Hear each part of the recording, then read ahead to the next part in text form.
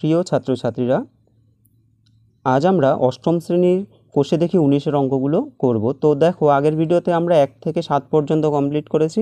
আজকে আমরা 8 থেকে বাকি অঙ্কগুলো করব। তো 8-এর অঙ্কটা আমরা দেখি। 8-এর অঙ্কটা কি বলছে? বলছে যে 830কে এমন দুটি অংশে ভাগ করি যেন একটি অংশের 30% অপর অংশের 40% অপেক্ষা 4 বেশি। তাহলে 830কে দুটো অংশে ভাগ করতে বলছে, এমনভাবে ভাগ করব যেন একটি অংশের 30% অপর অংশের 40% অপেক্ষা 4 বেশি, তাই তো? তাহলে দেখো কিভাবে করব আমরা এটা। আমাদের প্রথমে ধরে নিতে হবে যে ধরি একটি অংশ হলো x, একটি অংশ x। তাহলে সুতরাং অপর অংশ কি হবে? অপর অংশ হয়ে যাবে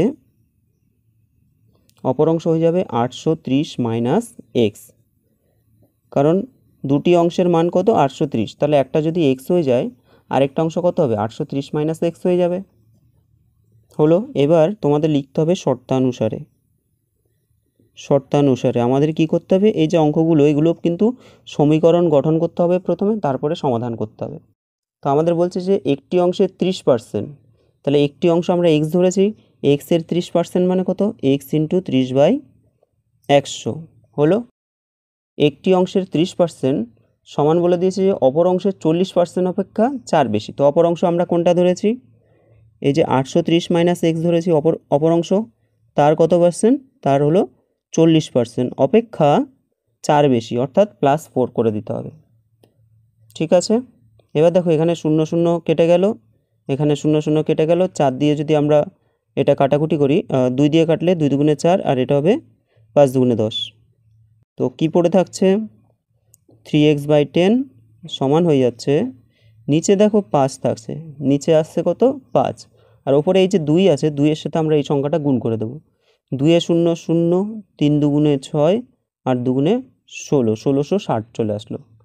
মাইনাস দেখো 2 দিয়ে কিন্তু দুটোকেই গুণ করতে হবে, যেহেতু ব্র্যাকেটের বাইরে আছে। তাহলে 2-এর সাথে x গুণ করলে কত হবে? 2x হয়ে গেল, প্লাস এখানে 4 আছে, 4 লিখে দিলাম। তারপর দেখো, বা 3x/10 লিখলাম সমান, এখানে আমরা এক কাজ করি, এখানে লসাগু করে নিই। এখানে লসাগু কত হয়? 5। এখানে 4 আছে মানে নিচে কিছু নেই, তার মানে এখানে 1 আছে। ঠিক আছে, তাহলে 5 আর 1-এর লসাগু হয়ে যায় কিন্তু 5। এবার দেখো 5 দিয়ে 5কে ভাগ করলে কত হয়?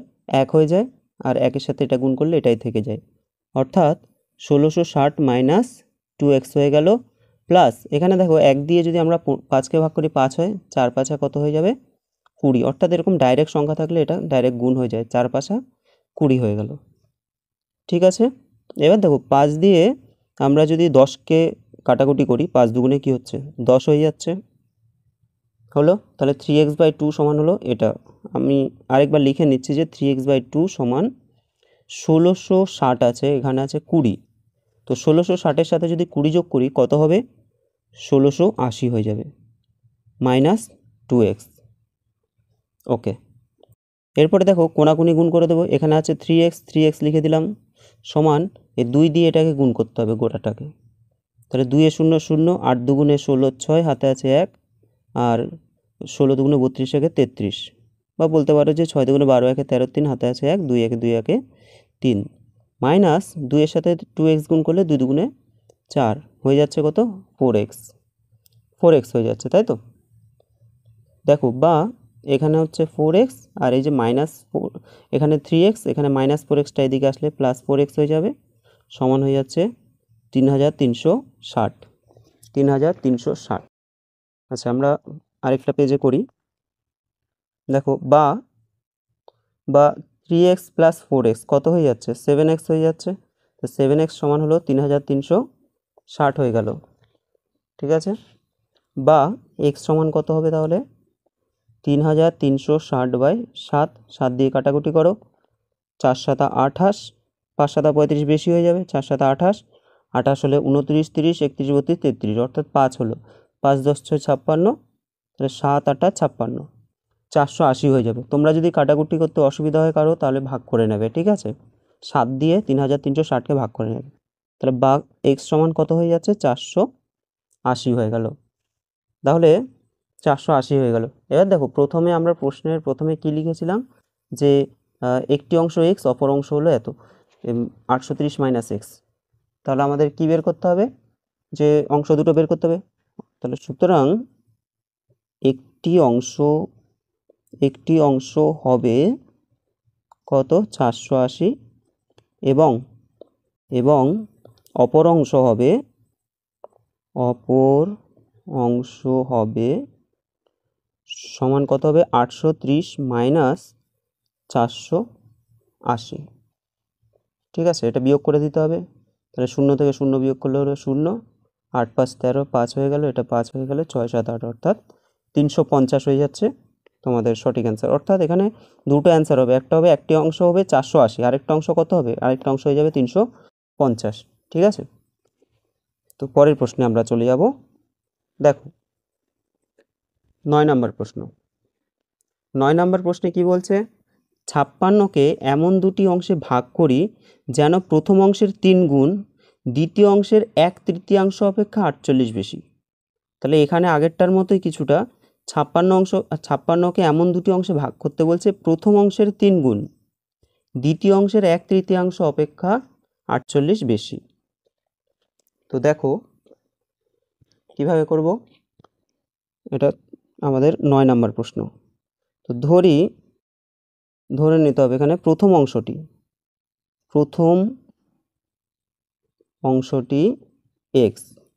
তো সুতরাং অপর অংশটি অর্থাৎ দ্বিতীয় অংশটি লিখে দিই, যে দ্বিতীয় অংশটি হবে, টোটাল 56 ছিল, তাহলে একটা অংশ এক্স হলে আরেকটা হবে কত, 56 মাইনাস এক্স হয়ে যাবে। অপর অংশটা আমাদের 56 মাইনাস এক্স হয়ে যাবে। ঠিক আছে, এখন কি বলছে, যে 56কে এমন দুটি অংশে ভাগ করি যেন প্রথম অংশের 3 গুণ। তাহলে আমাদের সাজাতে হবে শর্তানুসারে প্রথম অংশের 3 গুণ মানে কত, 3x। প্রথম অংশের 3 গুণ সমান দ্বিতীয় অংশের 1/3। তো দ্বিতীয় অংশ কত, 56 মাইনাস এক্স, এর 1/3 মানে জানো, 1/3 মানে হলো 1/3, 1/3 অপেক্ষা 48 বেশি, যোগ কত, যোগ হয়ে যাবে 48। এটাকে আমাদের সমাধান করতে হবে। তো কীভাবে করব, এখানে দেখো 3x আছে, সমান 56 মাইনাস এক্স, বাই নিচে 3 আসলো, প্লাস কত হয়ে গেল, 48 হয়ে গেল। বা 3x সমান, এখানে আমাদের লসাগু দেখো নিচে 3 হয়ে যাবে। আমি বলেছিলাম যে এখানে যদি কোনো সংখ্যা থাকে নিচে কিছু নেই মানে 1 ধরে নেব আমরা। ঠিক আছে, তাহলে 3 দিয়ে যদি 3কে ভাগ করি, 3 দিয়ে 3কে ভাগ করলে 1 হয়, 1-এর সাথে আমরা যদি ওপরেরটা গুণ করি, অর্থাৎ 56 মাইনাস এক্স গুণ করলে সেটাই পড়ে থাকবে, যোগ 1 দিয়ে 3কে ভাগ করলে 3 হবে, তাহলে 3-এর সাথে আমাদের 48 গুণ করতে হবে। 3 8 24, 4 হাতে 2, 3 4 12 13 14, 144 হয়ে যাচ্ছে। ঠিক আছে, এবার দেখো এখানে আমাদের কোনাকুনি গুণ করতে হবে। 3x এর সাথে x গুণ করলে কত হবে, 3x এর সাথে x গুণ করলে 3 3 9, 9x হয়ে গেল। এখানে দেখো 56 রয়েছে আর হলো 144 আছে, এই দুটোকে আমাদের যোগ করে দিতে হবে। 6 4 10 0 হাতে আছে 1, 5 4 1 5, 5 5 10 0 হাতে আছে 1, হয়ে যাচ্ছে কত, 200। আর পড়ে থাকছে মাইনাস এক্স, 200 মাইনাস এক্স। বা কী হবে, এখানে দেখো 9x আছে, এই মাইনাস এক্সটা এদিকে আসলে প্লাস এক্স হয়ে যাবে, সমান হয়ে যাচ্ছে তোমাদের 200। বা 9-এর সাথে 1 যোগ করলে 10, 10x সমান হয়ে যাচ্ছে কত, 200। বা x সমান হয়ে যাবে 200/10, কাটাকুটি করো, দেয়ারফর তাহলে সুতরাং x সমান আমাদের কত হয়ে যাচ্ছে, x সমান চলে আসছে কিন্তু 20, তাই না, x সমান আমাদের চলে আসছে 20।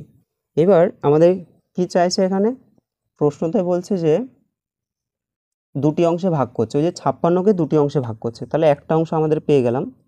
সুতরাং একটি অংশ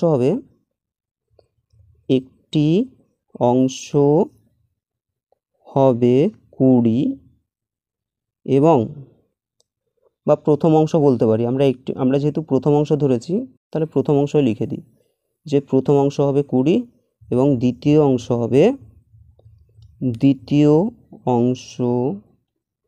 হবে তাহলে 56 থেকে আমাদের 20, আচ্ছা একটু উপরের দিকে তুলে নিই, 56 থেকে 20 বিয়োগ করতে হবে। তাহলে দ্বিতীয় অংশ কত হবে, এখানে 6 থেকে 0 বিয়োগ করলে 6 হয়ে যাবে, 5 থেকে 2 বিয়োগ করলে হয়ে যাবে 3, অর্থাৎ 36 চলে আসলো। ঠিক আছে, প্রথম অংশ হয়ে গেল 20 আর দ্বিতীয় অংশ হয়ে গেল আমাদের 36। ওকে, তারপরের অঙ্কটা আমরা দেখব। পরের প্রশ্ন কোয়েশ্চেন নাম্বার 10, 10 নাম্বার প্রশ্ন। 10 নাম্বারের প্রশ্নটা কিন্তু তোমাদের ভেরি ভেরি ইম্পর্টেন্ট, পরীক্ষার জন্য খুবই ইম্পর্টেন্ট প্রশ্ন এটা। তো দেখো, একটি দণ্ডের 1/5 অংশ কাদায়, 3/5 অংশ জলে এবং অবশিষ্ট 5 মিটার জলের ওপরে আছে। কাদায় আছে, জলে আছে, আর এটা জলের ওপরে আছে। দণ্ডটির দৈর্ঘ্য হিসাব করে লিখি। খুব ইম্পর্টেন্ট অঙ্ক এটা, তোমরা অবশ্যই এটা ভালো করে প্র্যাকটিস করবে। তো দেখো, পরের অংশ আমরা করি। এটা হলো 10 নাম্বার প্রশ্ন। 10 নাম্বার, তো একটি দণ্ডের বলছে 1/5 অংশ কাদায়, তাই তো? তো আমরা ধরে নেব যে ধরি দণ্ডটির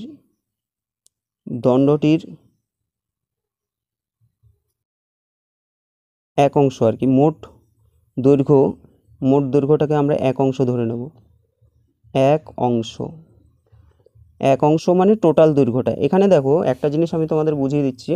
এখানে কি বলছে, এই যে ধরো একটা দণ্ড, তো এই যে এখানে দণ্ডটা কি বলছে যে কাদার মধ্যে, এখান থেকে ধরো এইটুকুনি আছে কাদা, এই কাদার মধ্যে আছে কত অংশ? কাদার মধ্যে আছে তোমাদের 1/5 অংশ। আর কাদার ঠিক ওপরে অর্থাৎ জলের মধ্যে কত আছে? 3/5 অংশ। বাকি যে এই যে ওপরে এখান থেকে যে এইটুকুনি, এটা হলো জলের উপরে। এটা কত মিটার? এটা 5 মিটার বলে দিচ্ছে, 5 মিটার। তাহলে এখানে অংশ দিল, কিন্তু এখানে দেখো, এখানে কি মিটারে দিয়েছে, তাই না? তাহলে এই মিটারটাকে আমাদের প্রথমে অংশে আনতে হবে। তো এখানে আমরা একবার লিখে নিই যে দণ্ডটির 1/5 অংশ কাদায়, 3/5 অংশ জলে এবং বাকি 5 মিটার জলের উপর আছে। তাহলে এখানে দেখো, দণ্ডটির মোট দৈর্ঘ্য আমরা এক অংশ ধরলাম। তাহলে সুতরাং দণ্ডটির জলের উপরের অংশ সমান জলের উপরের অংশ, মোট আমরা দণ্ডটার দৈর্ঘ্য এক অংশ ধরলাম, তার থেকে আমরা বাদবাকি যে কাদায় আছে কয়টুখানি আর জলে আছে কয়টুখানি সেটাকে মাইনাস করে দেবো। -1/5 মাইনাস হয়ে যাবে 3/5। ঠিক আছে, সমান দেখো এখানে লসাগু কত হবে? 5 হয়ে যাবে। 5 একে 5, -5 দিয়ে 5কে ভাগ করলে 1 হয়, 1 একে হয়ে যাবে 1, 5 5 মিলে গেলে উপরেরটা বসিয়ে দেবে। ঠিক আছে, সমান দেখো 5 থেকে 1 বিয়োগ করলে কত হয়? 4, 4 বিয়োগ 3/5 সমান হয়ে যাচ্ছে 1/5 অংশ। তাহলে দণ্ডটির জলের ওপরে আছে, আমাদের জলের ওপরের অংশ হলো 1/5 হলো। আবার এখানে বলে দিয়েছে যে 1/5 অংশ তো আছে, কিন্তু এই যে ছবিটা আমরা এঁকেছি, দেখো জলের ওপরে বলে দিয়েছে যে 5 মিটার, জলের উপরে কত মিটার আছে? 5 মিটার। তার মানে এই যে 1/5 মানেই 5 মিটার, 1/5 মানেই কি হবে? 5 মিটার হয়ে যাবে। তাহলে লেখো যে দণ্ডটির 1/5 অংশ সমান 5 মিটার। 1/5 অংশ সমান 5 মিটার। সুতরাং দণ্ডটির এক অংশ সমান, তাহলে 5 গুণ 5 মিটার, অর্থাৎ কী হবে? 25 মিটার হয়ে যাবে। সুতরাং দণ্ডটির দৈর্ঘ্য হবে, এক অংশ মানেই তো কমপ্লিট পুরো দণ্ডটা, তাই না? দণ্ডটির দৈর্ঘ্য হবে 25 মিটার। তো এখানে তোমরা সমান 25 লিখে দিতে পারো, 25 মিটার দিয়ে নিচে এটাকে লিখে দেবে। আশা করি প্রত্যেকে বুঝতে পেরেছো। 11 নম্বর প্রশ্ন কি বলছে? আমার বাবার বর্তমান বয়স আমার বর্তমান বয়সের 7 গুণ। 10 বছর পরে বাবার বয়স আমার বয়সের 3 গুণ হবে। আমার ও বাবার বর্তমান বয়স লিখি। কিভাবে করব? প্রথমে দেখো আমার বয়সটা আমরা ধরে নেব প্রথমে। ধরি দেখো ধরি আমার বর্তমান বয়স এক্স বছর। তা আমার বর্তমান বয়স যদি এক্স বছর হয় তাহলে বাবার বর্তমান বয়স, সুতরাং বাবার বর্তমান বয়স হবে বর্তমান বয়স হবে কত হয়ে যাবে? 7x বছর হবে। কারণ কি, আমার বয়স থেকে বাবার বয়স কিন্তু 7x, বাবা 7x মানে 7 গুণ বড়, তাই না? তাহলে 7x হয়ে যাবে। এবার বলছে 10 বছর পরে বাবার বয়স আর আমার বয়স। আচ্ছা 10 বছর পরে দেখো, 10 বছর পরে আমার বয়স কত হবে? আমার বয়স হবে আমার বয়স হবে দেখো আমার যদি এখন এক্স বছর বয়স হয় তাহলে 10 বছর পরে কত হয়ে যাবে? x+10, x+10 বছর, x+10 বছর তাহলে 10 বছর পরে আবার বাবার বয়স কত হবে? 10 বছর পরে বাবার বয়স হবে, তো বাবার বয়স কত হবে? দেখো বাবার বর্তমান বয়স হলো 7x বছর, তাহলে 10 বছর পরে বাবার বয়স কত হবে? 7x+10 বছর। ধরো তোমার বয়স এখন 14 বছর, তাহলে 10 বছর পরে তোমার কত বয়স হয়ে যাবে? 10+14 24 বছর, অর্থাৎ 10 বছর আমাদের যোগ করে দিতে হবে। ঠিক আছে, পরের অংশ কি বলছে? আমাদের বলছে যে যে 10 বছর পরে বাবার বয়স আমার বয়সের 3 গুণ হবে। তাহলে আমার বয়সের কত গুণ হবে? 3 গুণ। তাহলে লিখতে হবে শর্তানুসারে শর্তানুসারে 3 গুণ। 3 কার সাথে গুণ করব? আমার সাথে গুণ করব, কারণ আমার বয়সের 3 গুণ হয়ে যাবে, তাই না? তাহলে 3 × x+10 আমার বয়সের 3 গুণ সমান হয়ে যাবে বাবার বয়স 7x+10। তো এটাকে সমাধান করো, কি হবে? দেখো 3x + 3 × 10 = 30 সমান হয়ে যাবে 7x+10, বা 3x, দেখো 7xটা যদি আমরা বাম দিকে নিয়ে যাই তাহলে কি হবে? মাইনাস হয়ে যাবে, -7x সমান দেখো 10 আছে, 10 এটা এদিকে গেলে মাইনাস হয়ে যাবে, -30 হয়ে গেল। বা 7 থেকে যদি আমরা 3 বিয়োগ করি কত হয়? 4 হয়, কিন্তু বড়টার চিহ্ন যেহেতু মাইনাস হয়ে যাবে। যোগ বিয়োগের সময় সবসময় মনে রাখবে বড়টার চিহ্ন বসে, ঠিক আছে? তাহলে -4x সমান, এখানেও দেখো যোগ বিয়োগের মধ্যে বড়টার চিহ্ন অর্থাৎ মাইনাস চিহ্ন আসবে। -30 থেকে 10 বিয়োগ করলে কত হয়ে যাবে? 20 হয়ে যাবে। বা x সমান কত হবে এবার? এখানে দেখো মাইনাস মাইনাসে প্লাস হয়ে যায়, বা মাইনাস মাইনাস আমরা তুলে দিতে পারি, তো সেই ক্ষেত্রে x সমান হয়ে যাবে কিন্তু 20/4। 4 দিয়ে কাটাকাটি করো, কত হয়ে গেল? 5 হয়ে গেল, তাই না? তাহলে x সমান হয়ে যাচ্ছে তোমার 5, x সমান হয়ে যাচ্ছে আমাদের 5। এবার আমাদের এখানে দেখো প্রশ্নে কি বলছে যে আমার বর্তমান বয়স আমরা x বছর ধরে নিয়েছি, তাহলে x সমান 5 আসছে, তার মানে আমার বয়স কত? 5 বছর। লিখে দাও। সুতরাং আমার আমার বর্তমান বয়স 5 বছর,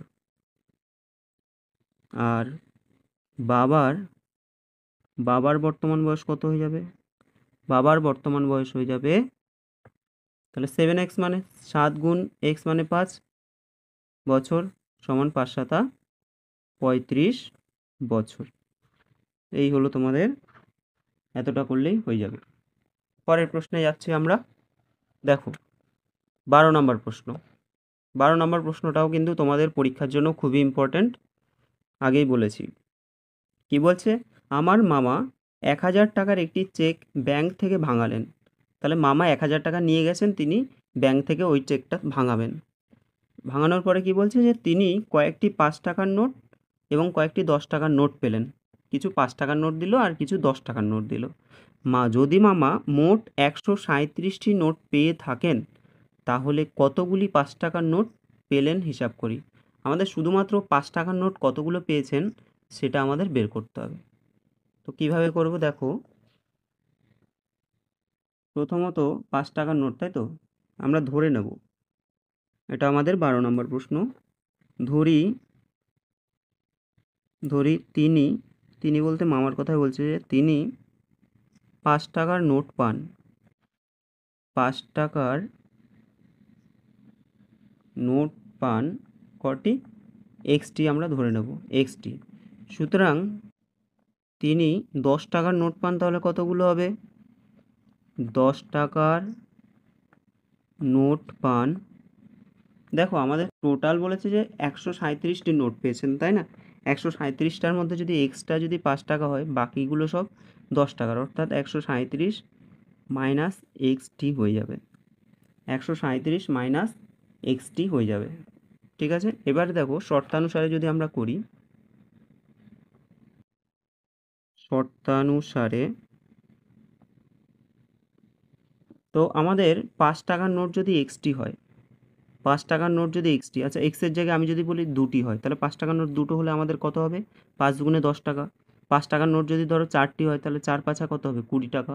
অর্থাৎ এই যে এক্সের সাথে আমাদের 5টা গুণ করে দিলে টোটাল টাকাটা আমরা পাবো। তাহলে কি হচ্ছে, 5-এর সাথে এক্স গুণ করলে হলো 5x, প্লাস তার সাথে দেখো, তাহলে 10 টাকার নোট হলো এতগুলো, তাহলে এতগুলোর মূল্য টোটাল কত হবে? 10 গুণ 137 মাইনাস এক্স। এই 5 টাকা 10 টাকা মিলিয়ে টোটাল আমাদের কত হচ্ছে? 1000 টাকা হচ্ছে, তাই না? কারণ মামা 1000 টাকা ব্যাংকে নিয়ে গেছিলেন, 1000 টাকার চেক নিয়ে গেছিলেন। এইবার দেখো এখান থেকে আমাদের মান বের করতে হবে। এটা তোমাদের সমীকরণ গঠন হয়ে গেল। তাহলে কি হচ্ছে? 5x প্লাস 1370, এখানে 137-এর সাথে 10 গুণ করতে হবে, তাহলে 1370 হয়ে যাবে, মাইনাস 10-এর সাথে এক্স গুণ করলে কত হবে? 10x, সমান হয়ে যাবে 1000। ঠিক আছে, এইবার এখানে দেখো 5x আছে আর এখানে কত আছে? Minus 10x। তাহলে 5x লিখলাম আমরা, মাইনাস 10x লিখলাম, সমান এখানে ডান দিকে 1000 ছিল আর 1370টাকে আমরা ডান দিকে নিয়ে যাব, চিহ্ন চেঞ্জ হয়ে গেল, মাইনাস হয়ে গেল, হলো। এবার দেখো আমরা কি বললাম? যোগ বিয়োগের সময় বড়টার চিহ্ন, অর্থাৎ এখানে মাইনাস চিহ্ন আসবে, 10 থেকে 5 বিয়োগ করলে প্লাসে মাইনাসে তো মাইনাস হয়, 5x হয়ে গেল, সমান 1370 থেকে 10 বিয়োগ করব, চিহ্ন দেব বড়টার, আর হয়ে যাবে কত? 370। তাহলে মাইনাস মাইনাস দুই দিক থেকে আমরা উঠিয়ে দেবো, তাহলে এক্স সমান কত হবে? 370/5। কাটাকুটি করো, 5 7 35, 35-এর পরে এখানে হয়ে যাবে 20, 4 5 20, অর্থাৎ আমাদের এক্সের মান চলে আসলো কত? 74। এক্সের মান চলে আসলো 74। এবার দেখো আমাদের প্রশ্নে এখানে কি চেয়েছে? প্রশ্নে কিন্তু আমাদের শুধুমাত্র যে 5 টাকার নোট কতগুলো পেয়েছে সেটা বের করতে বলেছে। তাহলে আমরা লিখে দেবো, সুতরাং তিনি 5 টাকার নোট পান। এখানে আমি লিখে দিচ্ছি, সুতরাং তিনি 5 টাকার নোট পান। তোমরা নিচে লাইনটা সুন্দর করে লিখে নেবে, 74টি। 5 টাকার নোট পান 74টি। আর যদি আমাদের 10 টাকার নোট বের করতে বলতো, তাহলে আমরা কি করতাম? 137 থেকে এই 74 মাইনাস করে দিতাম। ঠিক আছে, 137 থেকে 74 মাইনাস করলে হয়ে যাবে। পরের অঙ্কটা দেখো। তো দেখো কোয়েশ্চেন নাম্বার কত? কোয়েশ্চেন নাম্বার হয়ে যাবে 13। 13-র প্রশ্নটা দেখো অনেকটাই বড় প্রশ্নটা আছে। কি বলছে? যে আমাদের গ্রামের সালেম চাচা সরকারি চাকুরি থেকে অবসর গ্রহণ করার পর তার সঞ্চয়ের 1/2 অর্থাৎ হাফ অংশ দিয়ে একটি বাড়ি কেনেন। অর্থাৎ তিনি অবসর গ্রহণ করেছেন, তারপরে তার যা সঞ্চয় হলো তার হাফ অংশ দিয়ে তিনি একটা বাড়ি কিনেছেন।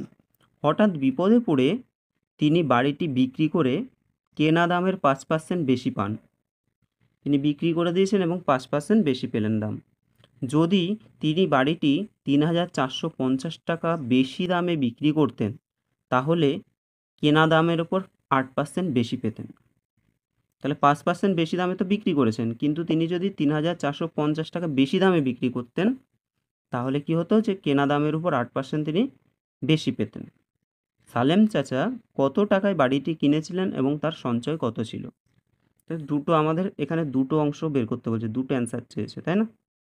প্রথমে আমরা দেখো সালেম চাচার চাকুরি করে অবসর গ্রহণ করার পর তার সঞ্চয়ের হাফ অংশ বলছে বাড়ি কেনেন। তাহলে প্রথমে আমরা সঞ্চয় ধরে নেব এক্স টাকা।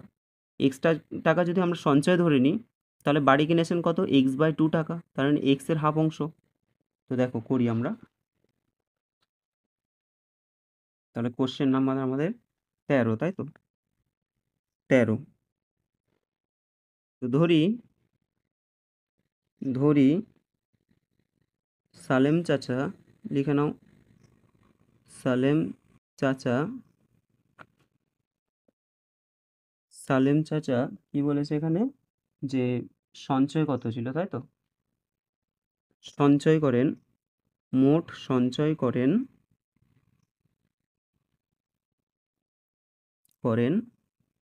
এক্স টাকা। মোট সঞ্চয় করেন এক্স টাকা। তাহলে সুতরাং তিনি বাড়ি কিনেছিলেন,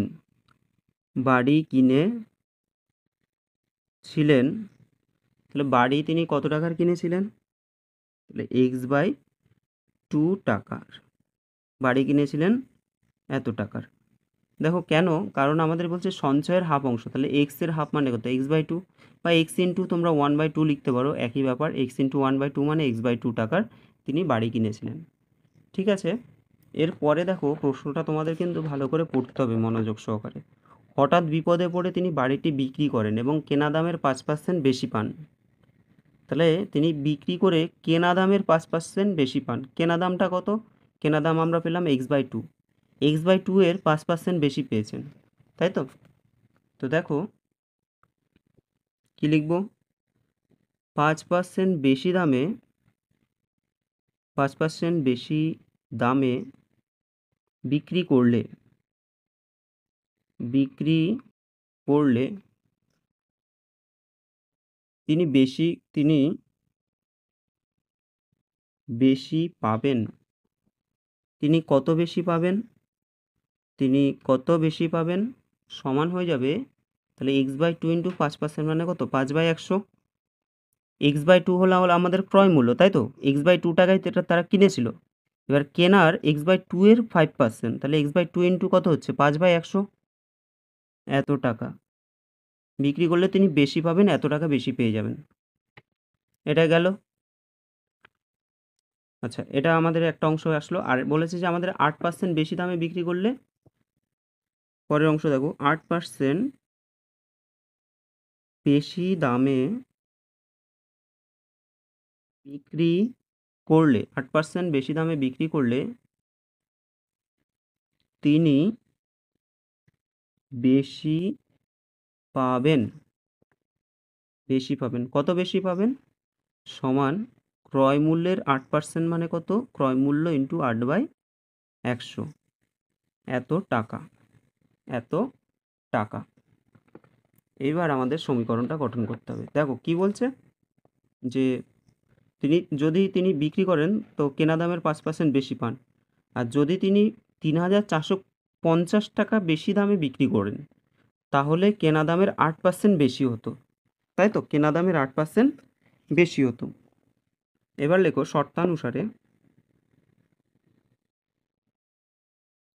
শর্তানুসারে তাহলে আমাদের সমীকরণটা সাজাতে হবে যে এক্স বাই 2 এর 5% এর সাথে বলেছে যে 3,450 টাকা যদি আরও বেশি দামে বিক্রি করা হতো, এটা তো বিক্রয় মূল্য, তার সাথে আরও 3,450 টাকা বেশি দামে বিক্রি করলে তখন 8% লাভ হতো। তাহলে এক্স বাই 2 ইন্টু 8/100। ঠিক আছে, এটা হয়ে গেল। এবার দেখো এটা আমরা ক্যালকুলেশন করব। 5x বাই 200 প্লাস 3,450 সমান, দেখো এখানে 8x বাই 200। দেখো এখানে আমি কাটাকুটি করলাম না, কারণ এখানে দেখো এখানে 200 এখানেও 200, তো এটা আমাদের সুবিধা হবে। কীভাবে সুবিধা হবে, আমি যদি 3,450টাকে ধরো বাম দিকে রেখে দিলাম, সমান কত হবে, 8x by 200 minus 5x by 200, বা 3,450 সমান 200 লসাগু করো, এটা হয়ে যাবে 8x মাইনাস 5x। ঠিক আছে, তাহলে 3,450 সমান কত হয়ে যাবে, এটা হয়ে যাবে 3x, বিয়োগ করলে হবে 3x। ঠিক আছে, এবার দেখো এখানে আমাদের 3x কোনাগুনি গুণ করো, 3x সমান কত হবে, 3,450 গুণ হচ্ছে 200, গুণ হয়ে যাবে 200, বা এইবার এখান থেকে তোমরা x এর মানটা বের করে নাও। x সমান কি হয়ে যাবে, নিচে এই 3টা নিচে চলে যাবে, আর এখানে যা আছে পড়ে থাকবে, 3,450 গুণ 200। ঠিক আছে, 3 দিয়ে এটাকে কেটে দাও, 3 একে 3, 3 15 45 হয়ে গেল কত 1150। তাহলে এক্স সমান আমাদের কত হবে দেখো, 3টে শূন্য আমরা বসিয়ে দিলাম, আর 115-র সাথে 2 গুণ করলে 5 15 দুগুণে 30, 2 একে 2, অর্থাৎ একক দশক শতক হাজার অযুত লক্ষ 2,30,000 হয়ে যাচ্ছে এক্সের মান। এক্সের মান হয়ে যাচ্ছে 2,30,000। এখানে দেখো আমাদের দুটো অ্যান্সার চেয়েছে, তাই না? দুটো অ্যান্সার কী চেয়েছে? একটা হলো সালেম চাচার মোট সঞ্চয় কত, তাহলে আমরা লিখে দেবো এখানে, সুতরাং সালেম চাচার মোট সঞ্চয় হয় কত টাকার সঞ্চয় হয় তার? 2,000, মানে 2,30,000 টাকা সঞ্চয় হয়, 2,30,000 টাকা। আর একটা জিনিস চেয়েছে যে তিনি কত টাকায় বাড়ি কিনেছিলেন, এবং তিনি বাড়ি কেনেন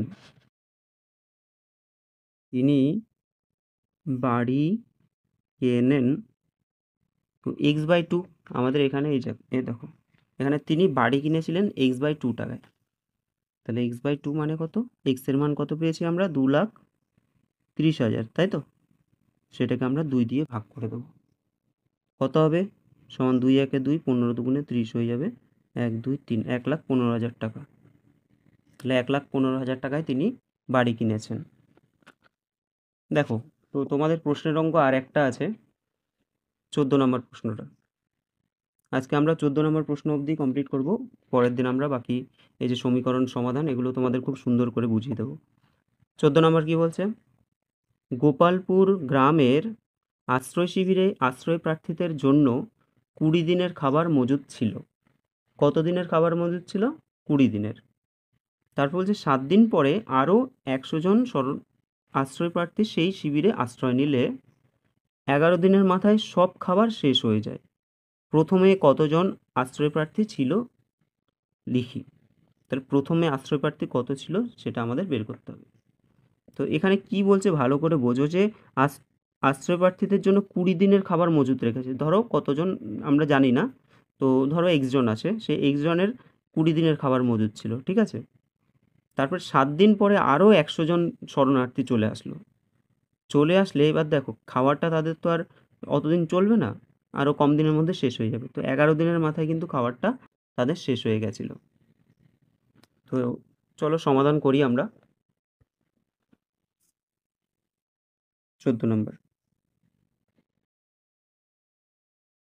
তো আমরা ধরে নেব যে প্রথমে ধরি লিখে নাও,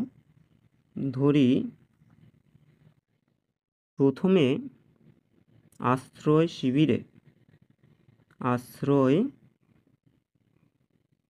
শিবিরে মোট x জন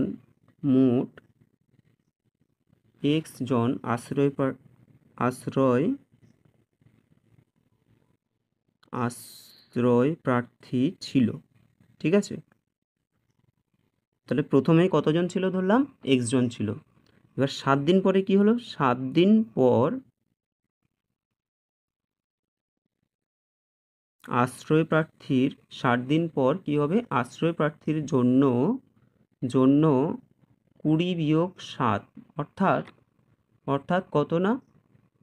13 দিনের খাবার মজুদ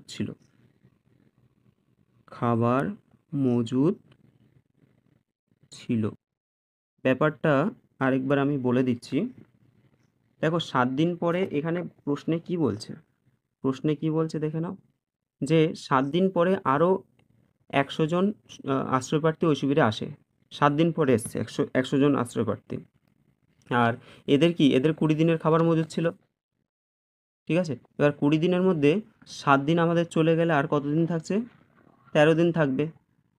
আর থাকবে কতদিন? তাহলে 7 দিন পরে, যেহেতু 7 দিন তো আমাদের মানে 7 দিন ওই যে প্রথম যে x জন ধরলাম সেই x জন 7 দিন খেয়ে নিয়েছে, আর বাদ বাকি পড়ে থাকছে কতদিন? 13 দিন। তাহলে 7 দিনের পর আমাদের 13 দিনের খাবার মজুদ রয়েছে, ঠিক আছে? কিন্তু এরপরে লেখো, কিন্তু আচ্ছা তোমরা এটা দেখতে পেয়েছো তো? তারপরে দেখো, কিন্তু নতুন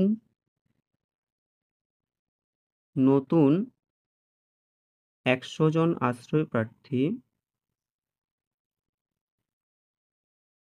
নতুন 100 জন আশ্রয় প্রার্থী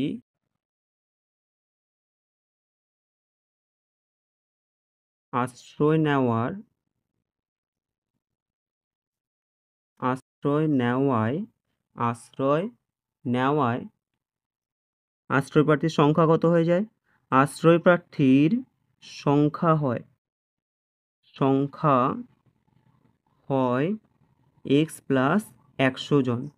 প্রথমে আমরা ধরেছিলাম যে x জন ছিল, এখন আরও 100 জন যেহেতু চলে এসছে, তাহলে x প্লাস 100 জন কিন্তু এখন শরণার্থী হয়ে গেছে। এবার দেখো শর্তানুসারে আমরা কি লিখতে পারি? শর্তানুসারে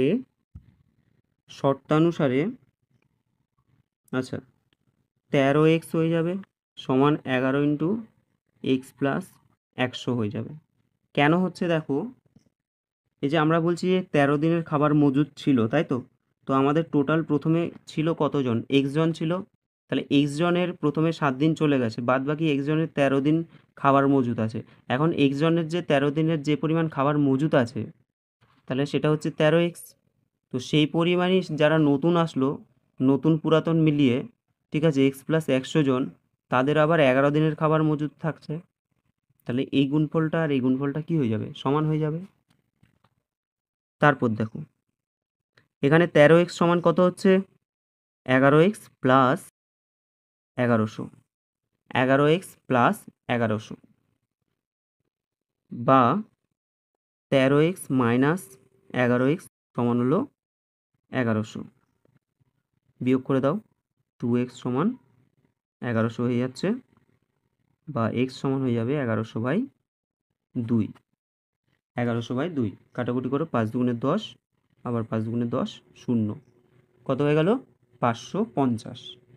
550। প্রশ্নে কি চেয়েছে আমাদের? বলছে প্রথমে কতজন আশ্রয় প্রার্থী ছিল লিখি। সুতরাং প্রথমে 550 জন আশ্রয় প্রার্থী ছিল, এটা তোমাদের সঠিক অ্যান্সার হয়ে যাবে।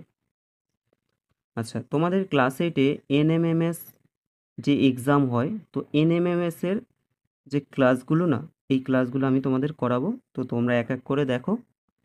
ঠিক আছে, আজকে আমরা এই পর্যন্তই শেষ করছি, পরের দিন আমরা আবার সমাধানগুলো কমপ্লিট করব। ওকে।